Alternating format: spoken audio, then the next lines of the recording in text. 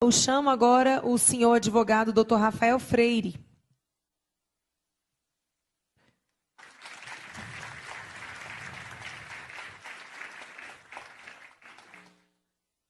Boa noite a todos. É uma honra estar aqui. Eu agradeço em primeiro lugar a Deus, porque eu acho que é o momento até agora mais importante da minha vida.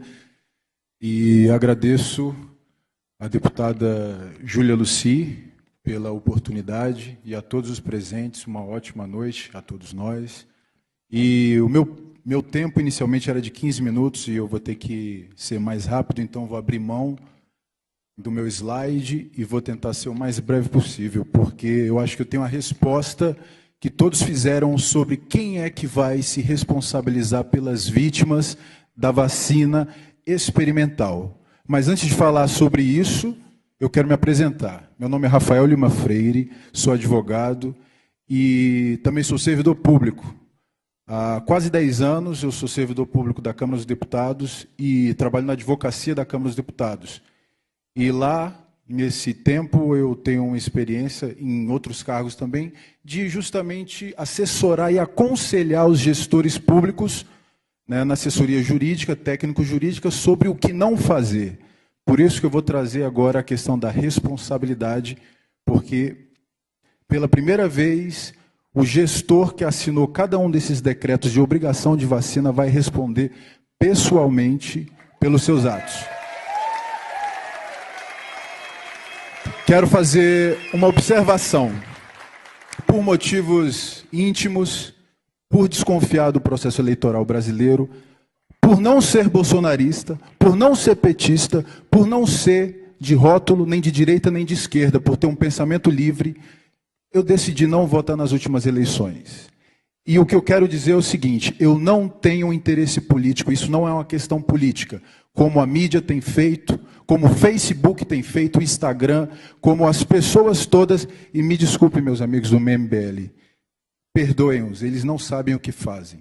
Mas eu gosto muito porque eu os conheço pessoalmente e eles têm a melhor das intenções, e eu os conheço e eles são pessoas boas. E o que eu quero dizer é o seguinte, não sabem o que fazem, não sabem o que fazem. E o que eu quero dizer é o seguinte, alguns poucos meses estive internado porque eu fui separar uma briga de 2 cachorros grandes na chácara que eu moro e tive que tomar uma vacina antirrábica, tive que tomar vacina antitetânica. Então eu não sou antivacina. O que eu sou é antivacina experimental. Por quê? Porque a gente está fazendo uma terapia genética na nossa sociedade sem estudos técnicos, sem estudos científicos suficientes. E aqui eu trouxe o parecer da Anvisa, que já foi muito bem mostrado pela doutora Maria Emília Gadelha, e também eu trouxe a RDC 475/2021 da Anvisa, artigo 5º, autorização temporária de uso emergencial em caráter experimental. Por meio desse artigo, a Anvisa, ela exige o compromisso das fabricantes com a conclusão do desenvolvimento clínico da vacina contra a Covid, ou seja, por ser experimental, a Anvisa exige que haja uma conclusão de um estudo que ainda não terminou. Mesmo assim, me desculpa, Arthur, mas eu tenho que falar, mesmo assim a Anvisa cometeu o crime, não é falta de respeito, é crime, de aprovar um registro definitivo para uma vacina experimental, induzindo a população a pensar que a vacina ela é definitiva. Só que, o que ela fala? Ela fala, a eficácia e segurança da vacina Comirnaty, que é a Pfizer, em longo prazo não foram estabelecidas. Não há evidências de que a vacina Comirnaty previna a transmissão de SARS-CoV-2 de pessoa para pessoa. Há incerteza sobre a eficácia da vacina contra novas variantes do coronavírus. A fim de confirmar a eficácia e a segurança da Comirnaty, apresente até janeiro de 2024 o relatório de estudo clínico final. Mas se for esperar até 2024 e seguindo as estatísticas apresentadas pelo Dr. Nasser, quem estará vivo? Quem é que está acompanhando esses casos? Ninguém está acompanhando esses casos. Então vamos lá. Vamos dizer o que o STF fala sobre o assunto, porque a questão aqui é que os gestores do nosso país estão sendo muito mal assessorados. Se eles tivessem assessoria jurídica competente, eles não estariam decretando vacinação compulsória. Quem quiser, toma quem quiser essa vacina experimental, mas não obrigue as pessoas a tomar a vacina experimental. Vamos lá. Artigo 15 do Código Civil. Ninguém poderá ser constrangido a submeter-se com risco de vida a tratamento médico ou a intervenção cirúrgica. No caso do meus pêsames, Bruno, ele não foi obrigado, foi uma opção. Mas eu tenho um amigo do meu trabalho que foi obrigado, e ele tomou a vacina. Coincidência ou não, infelizmente ele teve uma convulsão essa semana. Espero que não tenha sido por causa da vacina. STF, eu espero mesmo, porque ele já teve episódios anteriores, mas isso é uma coisa que, dentro da bula da Coronavac, que foi a vacina que ele tomou, fala que as pessoas que têm convulsão não podem tomar Coronavac. E isso não é alertado pelas autoridades sanitárias. O STF, embora haja muitas críticas contra o STF, e muitas são merecidas, mas em 2020, no julgamento da DI 6586 e 6587, o STF decidiu que a proibição da vacina forçada, ele decidiu pela proibição da vacina forçada, ele decidiu pela exigência de prévio consentimento informado do usuário. Ora, o que é isso? Resolução 466 do Conselho Nacional de Saúde. Ninguém pode ser submetido a um tratamento experimental sem assinar um termo de consentimento esclarecido. O que isso significa? Significa que você, com a vacina experimental, você precisa saber dos riscos que você corre. Você não pode tomar uma vacina sem saber o que vai acontecer com você. Então, para isso, a nossa legislação, e não só a nossa legislação nacional, mas também a nossa legislação internacional, porque isso também está no julgamento de Helsinki, está no Código de Nuremberg, está também, inclusive isso é crime, que aí a gente vai depois entrar na questão da responsabilidade pessoal dos agentes que estão fazendo isso, porque isso é crime contra a humanidade, segundo o Estatuto de Roma. Além disso, gestores, meus queridos gestores, interrompam já o que vocês estão fazendo. Prefeitos, governadores, reitores de universidades, secretários de saúde, diretores de órgãos que estão exigindo vacinação obrigatória. Não façam isso. Por quê?